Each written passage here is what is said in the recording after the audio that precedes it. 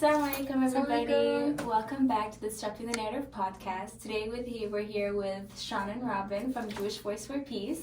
Hi. Sean and Robin do a lot of great work with Jewish Voices for Peace around Cleveland. So you guys can introduce yourselves and give people a brief background about your work and what JVP is.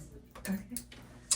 My name is Sean Clafter. I'm a member of Jewish Voice for Peace here in Cleveland. I live in Cleveland Heights, and I've been involved with Jewish Voice for Peace out here for the past year or so, and have been working a lot on a campaign to get the county, Cuyahoga County, to divest from Israel bonds. I'm Robin Bashir, and I live in Shaker Heights. I'm originally a New Yorker.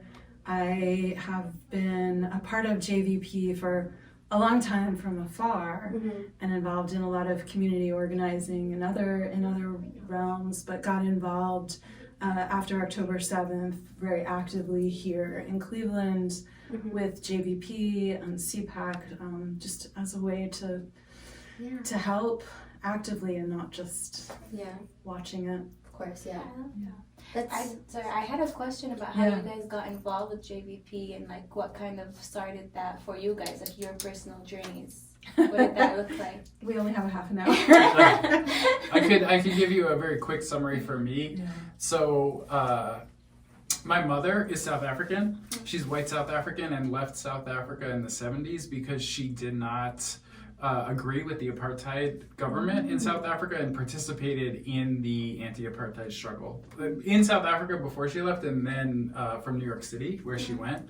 So when I was growing up, I was taught that Israel was setting up an apartheid system for Palestinians. So it was always very clear to me that Israel was a very racist and oppressive state, and I had tons of Jewish friends growing up who were going on, Birthright, for example, which is a program where Jewish Americans are sent on a trip. It's like an apartheid tour of Israel, and they get taught that, Israel is this great democracy and that the Arabs are out to kill all the Jews. And so I was constantly arguing with friends growing up and very engaged with this issue. And so I had done a lot of organizing prior to October 7th, particularly labor organizing. That's awesome. Thank you. Robin? I actually remember your, daughter. Oh, it's my son. Your son. Yeah. They were telling me about your activism and these crazy stories that you used to do some, get arrested and a lot of awesome activism that you did. I did all kinds of activism from a really young age. I went to I'm so old that I protested apartheid in high school in South Africa. I still have my Keith Haring from South Africa T-shirt from high school. But I started doing activism against apartheid in the 80s in high school, and against restrictions on women's health and all sorts of things. So I've been arrested. But I think my awareness relating to Palestine was much slower for me to sort of come to. I certainly was raised with half a story, and that took a long time for me. Even though I was involved in all of these other really progressive movements, it took a really long time for that kind of understanding and awareness to dawn on me and to sort of crack open. And it took becoming friends with Palestinians and hearing their stories and just really having my mind opened. A friend of mine saying that she couldn't go back, and I didn't understand. I didn't understand that she couldn't go back to where her parents had been born, and here I am, an American Jew, knowing that I could go, I could decide to live in Israel if I wanted, and have that fully funded, and have my taxes paid, and so I think that was a real moment for me, and that was maybe 20 years ago, that really cracked it open for me. But for a long time there just haven't been that many loud voices within the Jewish community sort of speaking to this, and so I think that's how I found Jewish Voice for Peace just because they were a voice. They were organizing for a long time around freedom for Palestinians, equal rights, you know, in ways that I wasn't hearing elsewhere. So that's how I found them and several other organizations, just as a way to hear those voices, because it's certainly not what I was hearing in other Jewish communal spaces and not within my own family. So it helped normalize it for me. And then I think in the past couple of years, recognizing how important it was for me to hear those stories, put me in a place where I was like, I need to do that for others too. I need to speak out loud. I need to speak in public. I need to be a voice to tell that story. Yeah. That's so awesome to hear, and thank you guys so much for coming. I think that's such an amazing coming to moment, and you had this light bulb moment, which was the conversation with your friends. Yeah. So that's amazing. And like you said, the name Jewish Voices for Peace means that the Jewish voice in this struggle is so crucial. So how has Jewish Voice for Peace in Cleveland engaged with the local community to promote this understanding and awakening of what apartheid really is and what Israel really stands for? And how does the Cleveland chapter specifically, which is you guys of JVP, work with the local leaders, politicians, religious figures to promote their message? So I think there's a lot to say in response to that. I think the context here in Cleveland is important for folks to understand, which is that Jewish Voice for Peace, the biggest chapters and the chapters that have been in the news the most are in New York City, Philadelphia, Washington, D.C., the Bay Area, Los Angeles, these coastal cities where you have large Jewish populations that also have a lot of younger, more radical folks. Right. Whereas here in Cleveland, in Northeast Ohio in general, the Jewish population is more conservative. And skews a bit older, I think, than in the coastal cities. And so that creates a situation where the Jewish institutions that are out here are dominated by Zionists for sure, and people with generally conservative politics. So there isn't, within the Jewish community out here, there isn't a ton of debate about Israel, Palestine, etc. There's more support than there isn't. So Jewish Voice for Peace is definitely, we are a relatively, in the context of Cleveland, we're a pretty small organization. Yeah. And what we're trying to do is show that there can be Judaism without Zionism. Right. That Jewish identity does not have to be beholden and tied to the state of Israel, right? And so we are definitely making space for that and trying to show people who have been asking questions and are feeling alienated from the Jewish institutions that exist out here that there is a space for them. Right. But we are a smaller group here in Northeast Ohio than you will see in other places. Yeah. But what that ends up meaning is that we work more in coalition here. Some of the chapters, the local chapters in other big cities of JVP work very independently. They, the one in New York, they don't do a lot of work in coalition because they don't need to, because there's hundreds and hundreds of them, and if they want to organize themselves or hold an event, they just go do that. But there's few of us. So it really means, which I think has been a powerful experience for us, that we work very deeply in coalition with the other organizations here, the other political organizations, the Palestinian organizations. We all organize together, and from speaking to people in other cities, they're not doing that. So that, I think, even though it's out of necessity, it's created a community experience that sort of models what we're all speaking to.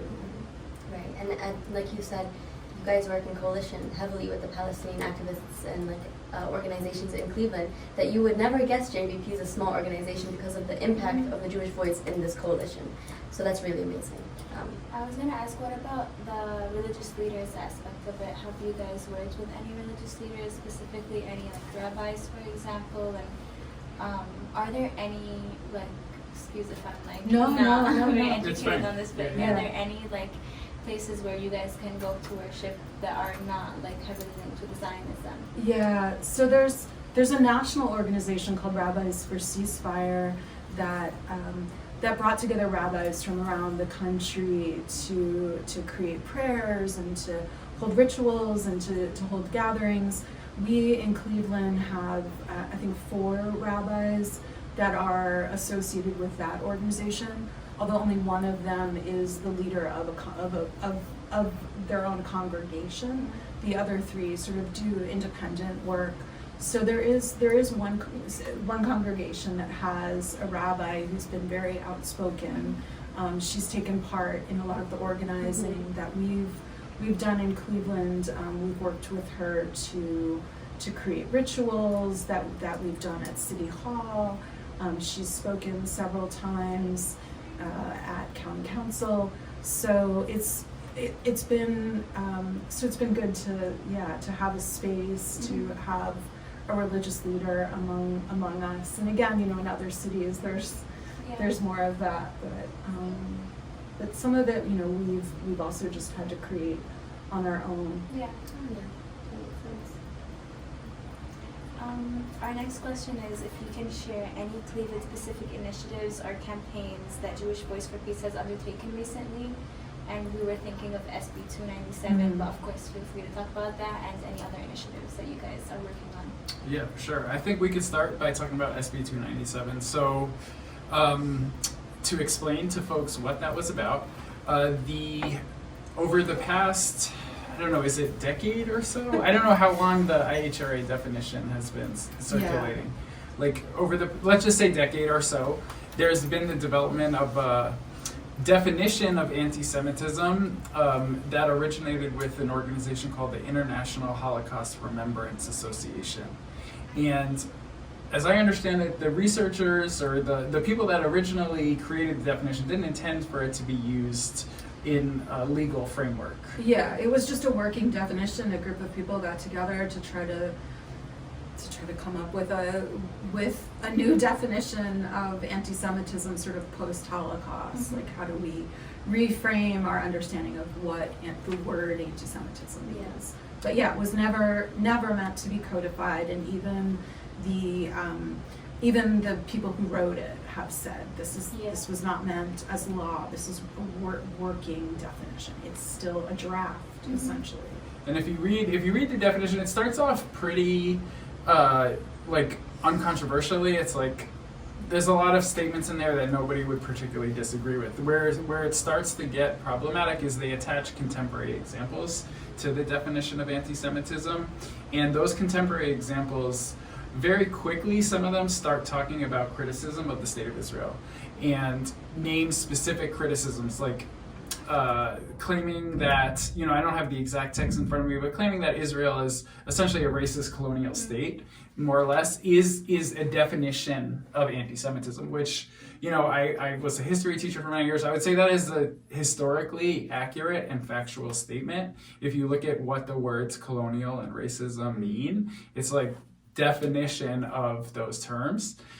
So that, myself as somebody with Jewish heritage, but anybody else saying that, if the IHRA was codified into law, could be labeled as, officially labeled as committing an anti-Semitic act, which what they were doing with this law in Ohio was they said, okay, we're going to write, literally, they're writing the whole IHRA definition into the Ohio law and then attaching that to a crime called ethnic intimidation. And they're putting some harsher penalties for ethnic intimidation. So if you organized a rally or you had a talk and you were with a group of people and you were making certain criticisms of Israel and the policies of the Israeli government, you could be held, presumably, you could be found guilty of committing certain crimes.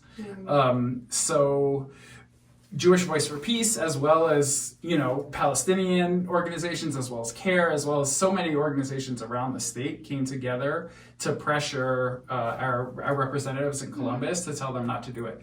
And I know CARE took a delegation to Columbus, and we were successful in December of 2024 in pushing back against that. It did not go into law, but they will certainly bring it back in 2025.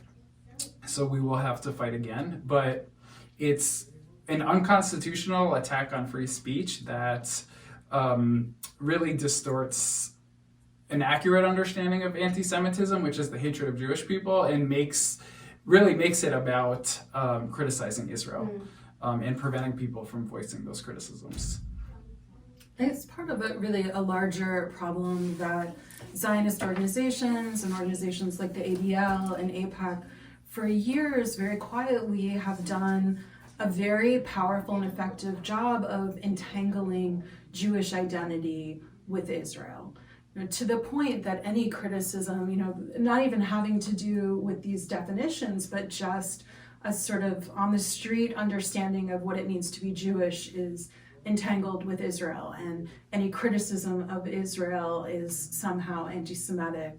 And that I think is a much bigger issue that we need to work to separate, right? Jews themselves don't understand that their identity is separate. Like this has been worked over on us, that we don't understand that our identity as Jews is separate. We're not Israelis, we live here, that we have a separate identity from Israel, and Americans don't understand that about us either. Like this has just been a campaign that has been deeply effective, and so that is a much bigger piece. It's obviously being codified, but it's also it's also why when we're at county council, the Zionists can stand up and keep saying that divesting is anti-Semitic, that they can keep calling all of these criticisms of Israel and demands to divest anti-Semitic, because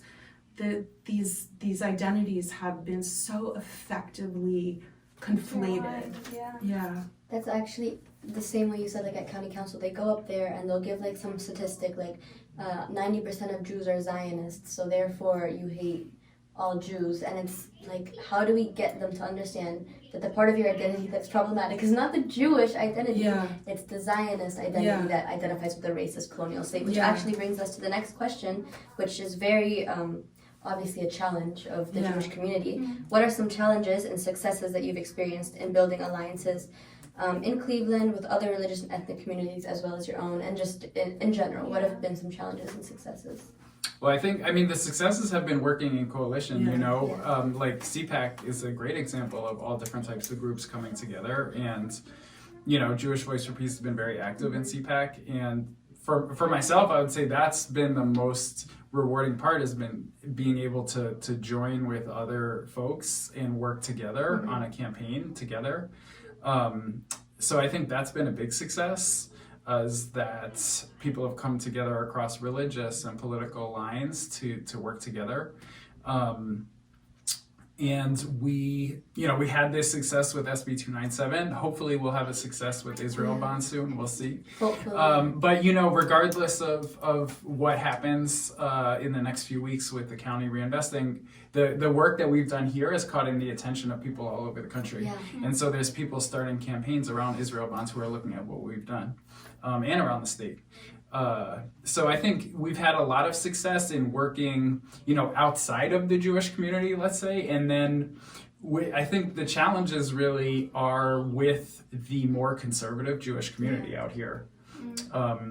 We, as you know, like our most aggressive opponent in the struggle has been the Jewish Federation, which is a nonprofit organization that does have community programs, but since October 7th, prior to that as well, but especially since October 7th, has really aggressively attacked anybody who's criticizing Israel, and in particular the movement here in Cleveland to get the county to cease investing in Israel bonds. So they've obviously mobilized a lot of attacks on us. We've had some, I would call them trolls, who, many members of the coalition are familiar with, who come to our events and will, curse at us, take pictures of us, when we call the police on us, warn the police about us. So when we have an event, like there's lots of cops there already. This sort of thing has definitely been a challenge. And that's like, I remember when we have like Palestinians will hold an event, they're there, they're annoying. Yeah. But when JVP holds an event, they're like 10 times worse. Yeah. And at the Hanukkah event, yes, a few weeks ago, yes, the one troll was very verbally like aggressive. I've never seen him act like that. Yep. So. Because for them, we can't exist if you think about it, right? Because if we exist, then it means that, Judaism and Zionism are not 100% identical. Yeah. So our identity is very problematic for them. So they hate us the most. And they'll tell us like we're not Jews, like we're fake Jews. Yeah, the self-hating Jews. Yeah, all of that. Yeah. I mean, you'll hear all that. I mean, people have told us that at council. Yeah, we've been called that to our faces. Yeah. We got called Nazi like a word capo at county council, which is basically like a Nazi collaborator. I'm simplifying, but Who that's like. Who called you that again? I mean, one of the people that came. Yes, right. I don't remember who it was. But. Yeah. Even like when the council members or council presidents, they'll be like, we want to sit down with the Palestinian community and the Jewish community, kind of negating that you guys are part of the Jewish community. I was going to say that this has been an issue all along, right? That I spoke for the first time at City Council in October, right? That Jews have been speaking at these events this whole year, and yet our politicians, our representatives keep coming back and saying things like, well, you need to sit down with both sides. You need to speak with the other side, and sort of invisibilizing the Jewish presence in all of this as though we don't count, that somehow our voices don't mean anything if we're not Zionists. So again, there's that issue of the conflation between Jews and Zionists, between Jewish identity and Israel, and also this sort of legitimizing of only these large-scale communal organizations as being the voice of Jews, right? An organization like Jewish Federation is just a big organization with people running it who were hired by headhunters. Like these aren't community leaders. Yeah, these certainly weren't elected. Right, and they're certainly not elected, right? These aren't rabbis, these aren't people who have naturally, like we look to. These are people who have a job, and their job is this organization, right? And in the case of Jewish Federation, their job, like they're getting paid a lot of money. Their job is to support Israel. It's in their job description because that's what that organization does, and yet they wield so much power in terms of like who our journalists call when they need a Jewish opinion on something. They'll call the ADL or Jewish Federation. That we don't have the legitimacy of an organization like that, which I don't think it's fair. It's not earned. Correct me if I'm wrong. The Jewish Federation sends people to, like, politicians to Israel and pays for their trips, right? There's a wealthy family that funds, at least prior to October 7th, funded trips to Israel every year for like politicians and nonprofit leaders in Cleveland. To have a better understanding. Yeah, they may have gotten some funding from the Jewish Federation, and certainly they were like working side by side with them, but I'm not sure if the funds came from the Jewish Federation or from this family. It's called the Adler Mission, and I'm sure. And look, our county executive Chris Ronayne went. The CEO of Cleveland Schools went. And most nonprofit leaders, our mayor. Yeah, Bibb. And so Brown. As we know. Griffin, right? He may have. I think he did. We could look it up, but like once you look at the attendance on those year to year, like you see like most names that you're familiar with in like the power structure in Cleveland have gone on those trips. It's scary. Why do you think it's like that? Like, why do you think that and specifically in Cleveland, like why is there such a strong tie to a foreign country? It's like the $1 million question. Yeah, it's just weird. It's scary. Well, there's a historically strong, like I don't know all of the local history, but Isn't it one of the third largest populations in the U.S. Second. Or in Shaker The Heights? Jewish population. Yeah, Jewish population. Oh, I don't know about that. maybe like I think University Heights, like maybe like the Jewish percentage of the total population is the highest, but it's certainly not like in like raw numbers, Yeah. because like areas like New York and Yeah. LA Yeah. are gonna have like way more Jewish folks for sure. Yeah. But there are a lot of Jewish folks in Northeast Ohio and like the Cleveland area, particularly on the east side, and so. And those communities are suburban for the most part. They've become suburbanized and are conservative, and have built organizations that are powerful and extremely Zionist. Why exactly in Cleveland? I don't know the history as well. Yeah, and I know that it didn't used to be this way. There was a rabbi here in Cleveland before the one who was famously the strong Zionist rabbi, who was well known as an anti-Zionist rabbi. This is like decades and decades ago. So it used to be considered a kind of the opposite stronghold, but for whatever reason, we just now have a very heavily Zionist community, which, as Sean was saying before, is very different than a lot of other cities with large Jewish populations that just have more diversity politically within them. And I think that if you're in another city, you see other models, your ideas are challenged in any kind of way if a community has diversity in it. But here the Jewish population is not challenging itself, right? There's no voices within the larger Jewish community here that are pushing on each other, that are questioning. There's nobody asking questions. It's an insular community, and they're not being provoked or asked to question themselves by their kids or by their experiences. We've heard rumor and whispers that there's dialogues happening inside of synagogues and that there's conflicts, but JVP has such a strong reputation that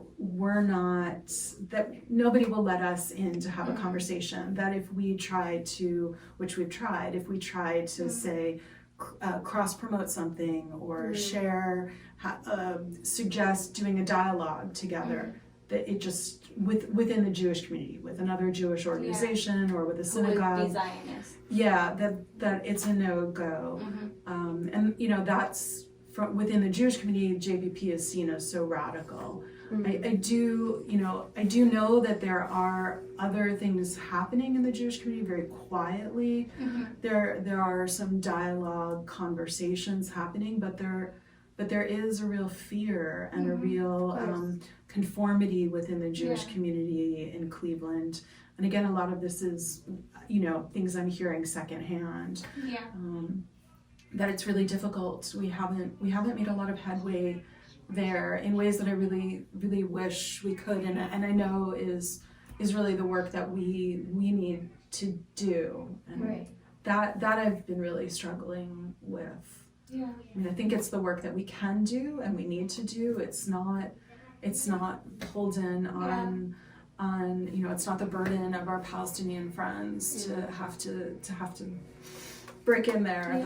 That's our work. And I think there's a lot of Jewish people who they consider themselves Zionists, and they grew up, with this idea of what Zionism means to them, that one-sided conception. And I think for them to really look at the other side, like you said, there's so much fear, but I really do think a lot of people really do see what's happening as they want to take a step back, they want to have that dialogue, but I think that there's so much pressure, Yeah. and like they might feel like they're betraying like their religion or their what they would see as their country, or Yeah. like the loyalties that they feel like they owe to Yeah. Israel. Well, they could be exiled from the community too. Yeah. I mean, like we have members who, That's you right. know, family members are very critical of them or don't want to talk to them, or they can't go to, you know, a synagogue they used to go to. They can't hang out with people they used to hang out with necessarily.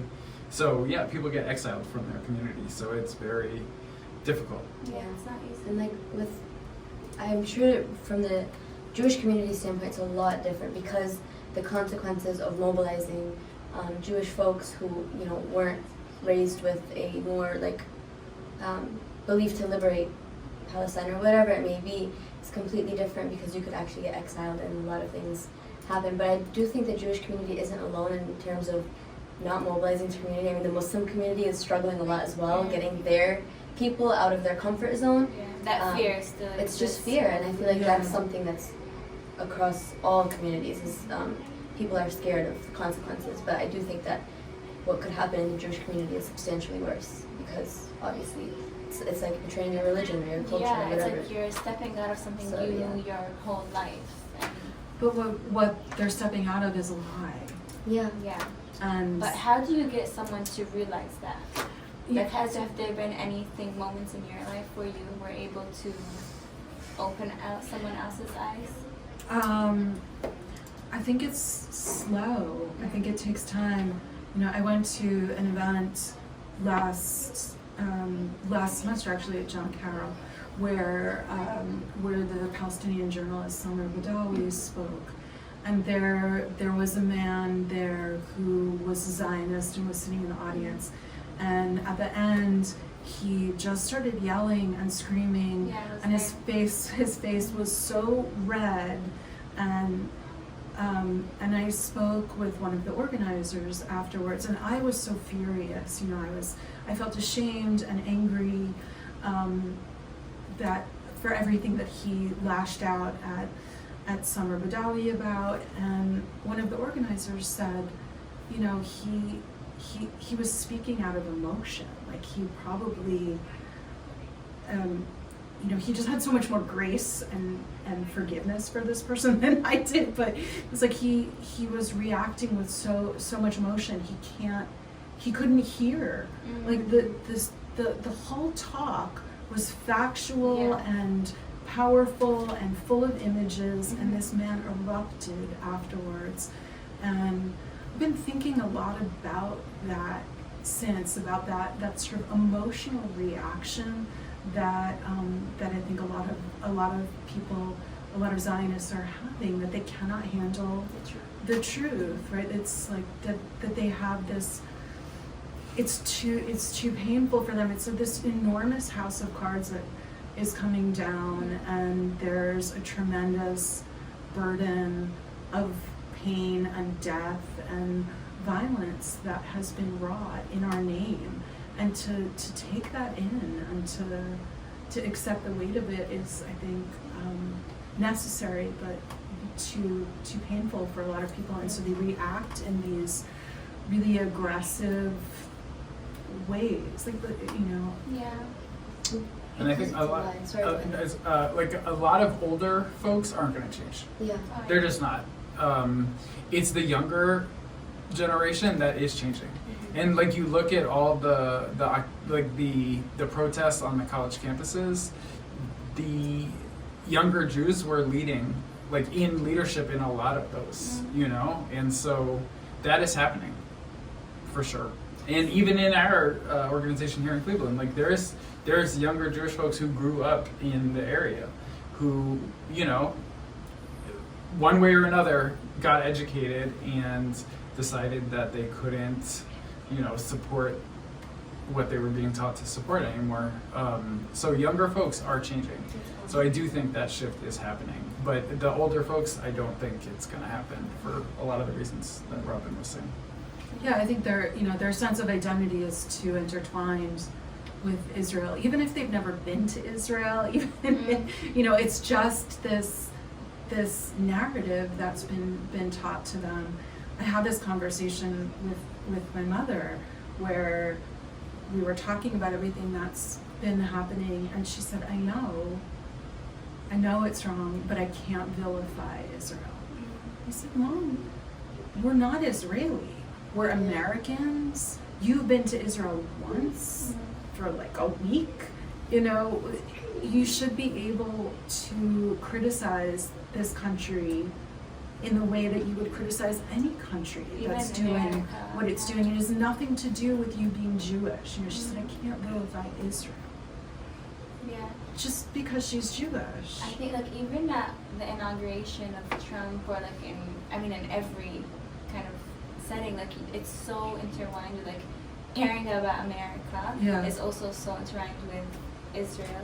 And then the religion of Judaism is also super intertwined with Israel as well, and supporting Israel. And it's like I can see where it gets difficult to kind of take yourself out of that lie and like not feed into it, you know? Yeah. And on the flip side of that, Dr. Shireen Nasser, she was talking to me about how we look at like America's allies, and they continue this narrative that, you know, everywhere else hates Jews, and Israel is the only place where you'll feel welcome. Yeah.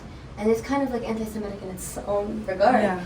But it's also like, from a Zionist perspective, and it's weird to put myself in these shoes, but if I'm constantly being told that everyone hates me except my homeland Israel, and the Jews don't belong in any of the all the Arabs hate you, that's inevitably, like when they're living in this lie, it's inevitably going to lead to loving Israel and never vilifying. Yeah. Because they're the only ones that like took you in.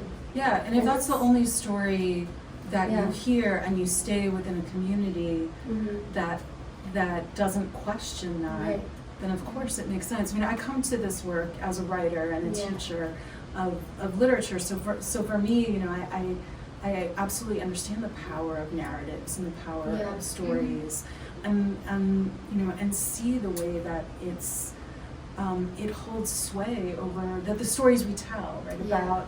About being Jewish, about Israel, about Palestine holds so much sway over our politics, over how we navigate all of this, over how we see ourselves. And so this story of Jews having no other place, or the narrative that so many Jews have been taught, that it was a land without a people, for a people without a land, right? These are lies, but these are stories that are not, that nobody hears otherwise within communities, and nobody questions it. And then we see how it affects our politics, we see how it affects our taxes, and we see how it affects our foreign, you know, our foreign relations. One of the questions that we had was, how does the Cleveland chapter of Jewish Voice for Peace engage with youth and young people and students in its activities? A lot of the local campuses in the last year, there have been Jewish organizing at Oberlin, at Case, and so JVP has tried to offer support to those students. We've been in communication and contact with them. There was an encampment at Oberlin. There was an encampment, obviously, at Case, and so we've tried to just be supportive to, you know, are there things that you need? Do you need help? But they're running themselves independently, and they're doing great. Great, awesome. You know, one thing I'm interested in, it's not something we're doing right now, but that I've thought a lot about, is high school students. And we would be attacked viciously for this, but I think we should do some educational programs with youth. And like, there's a lot of Palestinian high school students in the area, like a lot of Jewish high school students in the area that might be asking questions, and I think we could do some interesting educational programs there. But we're not currently, so just an idea. Are you thinking like public schools, or? Yeah.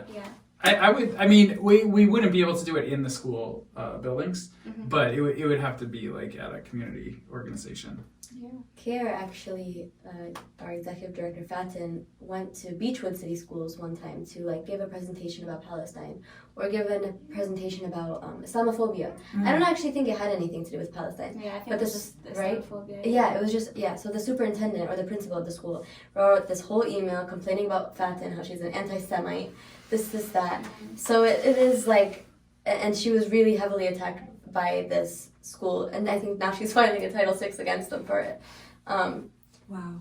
And that even like Zionism has integrated the public school system depending on the area, and it is like, I don't even think depending on the area. Like I don't think there's a single mention of Palestine That's in true, any book. yeah. You know what I mean? I think it's very It's not. So controversial. I was a history teacher for many years, high school history teacher. The history is, if it's taught, it's very little, Yeah. and there's certainly not a critical kind of history that's given. Mhm. And out here, I mean, the superintendent of Beechwood City Schools came and testified at county council about Really? Israel bonds. Yeah, Yeah, like I don't even know. It was a few months ago, at some point, and. Wow. I don't remember the exact content, but he was basically saying, we're being anti-Semitic for asking for the county not to buy Israel bonds, whatever. And that's who's in charge of that whole school system. The CEO of Cleveland Schools went on the Adler mission trip to Israel, where he's getting a very one-sided view of what the history is, right? Students are not. I think kids are finding out on TikTok, they're finding out on social media, Right, like all then. these places, but they're not finding out in school. Yeah. In high school, I moved to America my senior year, and there was a class called Theory of Knowledge, and I had it with a teacher called Miss Lauren in Westlake High School, and she had the first unit I came, we had a unit about Palestine and Israel, and she actually would show us documentaries showing both That's cool. sides, and it was a really good class, and I remember feeling wow. I feel seen, I feel Yeah. you guys talk about this here, Aw. and it was it was a very good class, and I remember it transformed the way, because I didn't know too much about it, and that class made me I'm wait, I should do my own research, and she really opened up my eyes, which is crazy. That's so Because sweet. That's great. I think that the school initiative would be really, really cool to pursue. I had a similar experience in 2021 when Sheikh Jarrah was getting bombed and people were getting Yeah. exiled from their homes in Sheikh Jarrah. Me and a few other Palestinian friends at high school, there was one professor who worked at the high school teaching college classes, and he let us do this entire presentation. He lied about extra credit just so these students could come and hear about Palestine, and it really flipped a lot of people's hearts. And it's teachers like this and probably initiatives like that could really open people's eyes, so that's amazing. Sorry, you're next. What has been the response from the Jewish community in Cleveland to the efforts and stance that Jewish Voice for Peace has had, and how do you get around this and the name calling? We touched a little bit about it, but if you guys want to elaborate a little. Yeah, I mean, as we said, we've definitely been attacked, and that will continue. And there are some people who are very aggressive in their responses to our events. And that will continue. I think our main strategy is just not to stop and to make our presence known. So one thing that we tried to do during the summer and fall, and we're not doing it with the cold weather right now, was having what we were calling standouts, where we were going to a public place, whether it was in a park, on the side of the road, in a mall type area, and having signs and just telling people we're here and you could talk to us, whatever. So just establishing our presence. And we got a lot of police response to that, which was the most peaceful, least aggressive event you could hold. But we'll do more of that for sure. So that's one way we've tried to make our presence known, but we're not going to stop, trying to build community and engage politically, and hopefully, we'll grow as time goes on. Yeah, just continuing to offer an alternative space for the Jewish community here. And we know that the Jewish congregation that's been supportive of Palestine. We know that their numbers have grown. I think they've nearly doubled in the last year. The people are leaving other synagogues in Cleveland and joining them. But as a whole, I do really think there needs to be more dialogue inside of the Jewish community in Cleveland, and that's been a real challenge, and not something that's going to happen overnight. And it may not happen as JVP. It may, that may need to be something. There's a reckoning, really, that needs to happen in the Jewish community as a whole in the United States. Like a real big major confrontation and reckoning, and certainly within Cleveland. And I think, again, I think we hear grumblings that things are happening inside of synagogues and even in Jewish Federation, but as JVP we're on the outside of that, and some of that work needs to happen from within. Yeah, that's undeniably crucial, like the outside work as well as hopefully some more grumbles on the inside. Yeah. And I wanted to touch, it's kind of unrelated question, but you mentioned law enforcement and the police presence.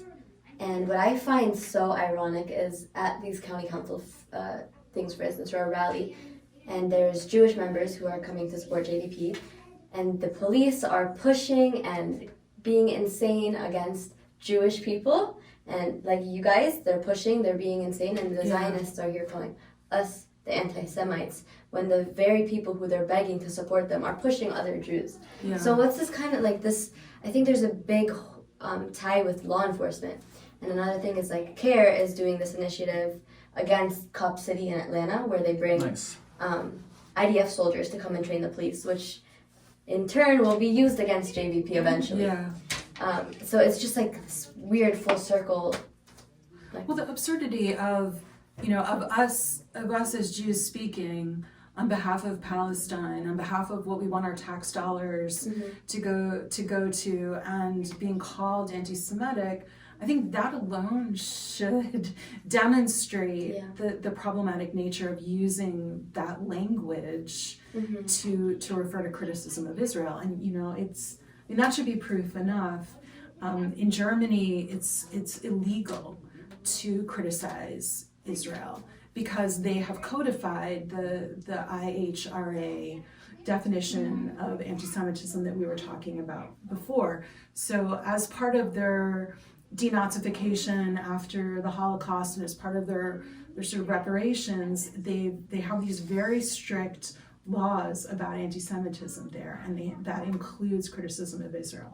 So what that means now is that Jewish activists in Germany keep getting arrested for anti-Semitism, for criticism of Israel. So you have these descendants of Holocaust survivors being arrested, literally arrested by the descendants of the perpetrators of the Holocaust on the crime of anti-Semitism, and it's happening over and over again this past year in Germany, and which makes me all the more afraid of what could happen here if a definition like that gets codified. And we have free speech here. And to build on your point, to respond to your point about the police specifically, I think there's, how do you maintain a system of oppression, especially when less and less people believe in that system anymore? The only way is with force. And so we see the way the state of Israel uses force. We see that every day. It's very obvious. But we also see the way that the police is used against us here to prevent us from speaking or protesting or trying to influence politicians, whatever it is. So, it's because they cannot use other methods to maintain their power. So they're using force against us, which is a good in a way because it means that there's a weakness to their belief, but it means that we will have to deal with that repression. That's terrible. That's so ironic, and it's so you're right, that's how they uphold white supremacy and maintain oppression. But on a more positive note, how do Cleveland residents, if there are Jewish people listening who would love to get involved with JVP, how do they get involved and how can they support you? And also the Palestinian community, the Muslim community, how can we support JVP and join if people are interested? Or if there's any like Zionists who are watching who are maybe middle You're grad, safe they here, want guys. to learn more. Yes. So, yeah.